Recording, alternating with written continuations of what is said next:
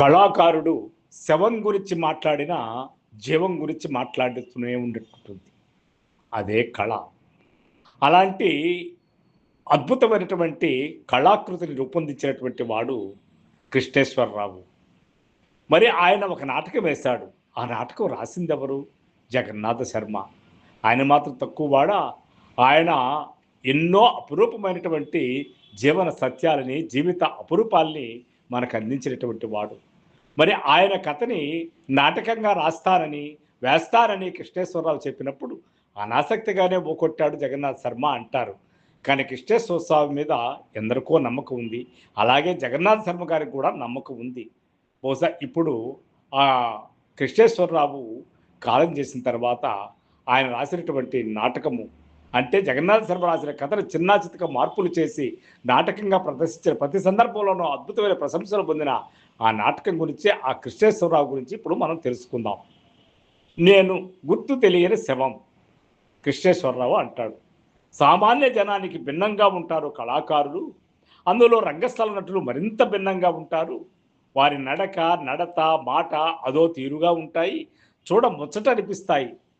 నాకు రంగస్థల నటులన్నా, నాటకాలన్నా మహా ఇష్టం. ఆ ఇష్టానికి కారణం మా రామూర్తి మాస్టారు. ఆయన నటులు, నాటకాలు వేసేవారు. ఆ అనుభవంతో పాఠాన్ని నటించి చూపించేవారు. పాఠం ఇట్టే అర్థమైపోయేది. పాఠానికి సంబంధించి ప్రిపరేషన్ ఒక వంతు అయితే, మూడొంతులు నటించి చెప్పడమే టీచింగ్ అనేవారు మాస్టారు. ఈ సూత్రం కథకి, ఆ కథను నాటకీకరించే పద్ధతికి బరాబరు సరిపోతుంది అనుకుంటాను. సాంప్రదాయిక చిన్న చిన్న వృత్తుల వారు ప్రపంచీకరణలో ఏమైపోయారు, ఎటువంటి అమానుషాలకు పాల్పడ్డారన్నది నేపథ్యంగా నేను ఒక కథ రాశాను అంటాడు జగన్నాథ శర్మ గారు. దాని పేరే గుర్తు తెలియని శవం. మరి మా అగ్రహారంలో అపర కర్మలు చేసుకొని బ్రతికే ఒకానొక బ్రాహ్మణుని జీవితం ఈ కథకు మూలము అని అంటాడు జగన్నాథ శర్మ. కథల పోటీలో ప్రథమ బహుమతి గెలుచుకున్నది కూడా ఈ కథ. దీనిని రంగస్థల నటుడు, రచయిత, ప్రయోక్త, మిత్రుడు కృష్ణేశ్వరరావు చదివాడు. చదివి నాటకం వేస్తాను, ఆడతాను, అవకాశం ఇస్తారా అని అడిగారట జగన్నాథ శర్మని.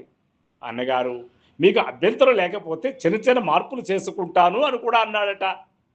మరి ఒక రచయిత మీద ఒక నాటకకర్తకు ఉన్న గౌరవం ఎంతటితో చూడండి.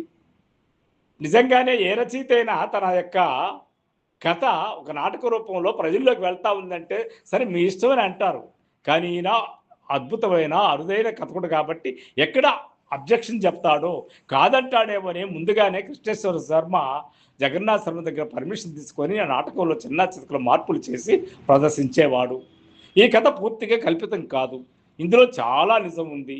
ఆ నిజాన్ని నువ్వు రంగస్థలం మీద రక్తికెట్టించాలి అన్నాడు. ప్రయత్నిస్తాను.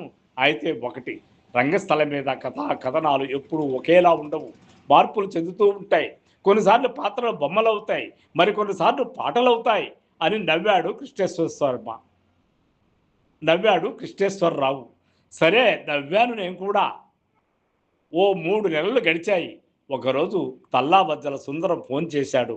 ఒరే శర్మ, నీ కథను కృష్ణేశ్వరరావు నాటకం చేశాడురా, చూశాను, చాలా బాగుంది అని సర్టిఫికేట్ ఇచ్చేశాడు. ఇక తిరిగేమున్నది అనుకున్నాను. అప్పా జ్యోష్ఠుల విష్ణు బోట్ల వారి వేదిక మీద మీ కథను నాటికగా ఆడుతున్నాను, వస్తారా అని అన్నగారు అని మళ్ళీ ఫోన్ చేసి అడిగాడు కృష్ణేశ్వరరావు. రాలేను కానీ బాగా ఆడు మిత్రమా అని మాత్రం సలహా ఇచ్చాను. బాగా ఆడినట్టే ఉన్నాడు. ఆ రాత్రి సుమారుగా 12 గంటల వేళ ఒక ఆయన ఫోన్ చేశాడు. జగన్నాథ శర్మేనా మాట్లాడుతున్నది అని అడిగాడు. అవునన్నాడు. దొంగ నా కొడక, గుర్తు తెలియని శవం భలే కథ. ఆ కథని కృష్ణేశ్వరరావు ఆడాడు, నభూతో నభవిష్యతి అన్నాడు. కొంచెం మందు మీద ఉన్నట్టున్నాడు, అభిమానంతో తిట్టాడని సరిపెట్టుకున్నాను. ఫోన్ పెట్టేశాను. ఆలోచించాను. థియేటర్ అన్నమాట గ్రీకు భాషకు చెందింది. దాని అర్థం చూసే ప్రదేశము అని. నిజాలు కావాలంటే గుండె నిండా ధైర్యం నింపుకోవాలంటే, కంటి నిండా ఏడవాలంటే, గొంతెత్తి ఆనందంగా అరవాలంటే నాటకాలు చూడాలి. సమాజ పరిస్థితులను, ఆధ్యాత్మికతను ఎప్పటికప్పుడు స్పష్టంగా చూపించగలిగే ఎక్స్రే ఫిల్మ్ నాటక రంగం, దానికి తిరుగులేదనుకున్నాను. కథ నది లాంటిది, నాటక రంగం సముద్రం లాంటిది. సముద్రంలో కలిసిన నదిని తిరిగి రమ్మంటే రాలేదు. అయితే తన ఉనికిని కోల్పోయే కథ మీద నాటకరంగ ప్రముఖులు కొంచెం జాలి చూపించాలి. కృష్ణేశ్వరరావు నా కథ మీద జాలి చూపించాడనే అనుకున్నాను.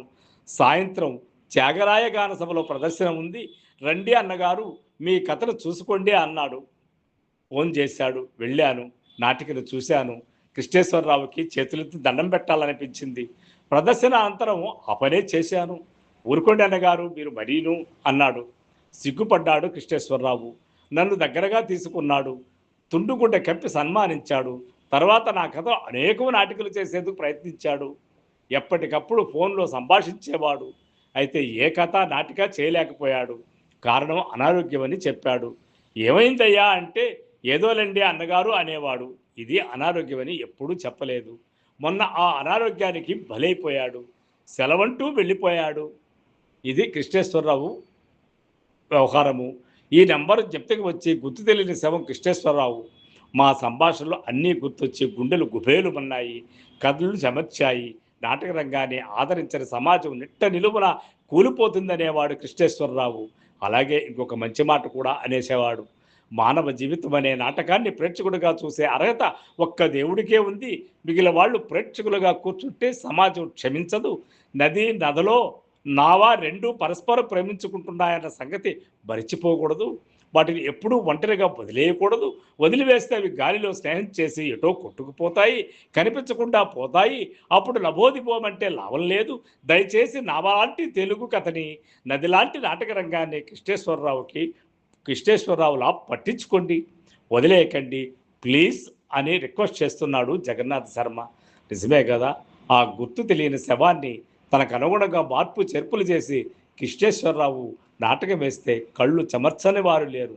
నాటకానికి ఎప్పుడూ నిండుగా జనం ఉండేవారు. ఆ కృష్ణేశ్వరరావే కొన్ని సినిమాల్లో కూడా యాక్ట్ చేశాడు.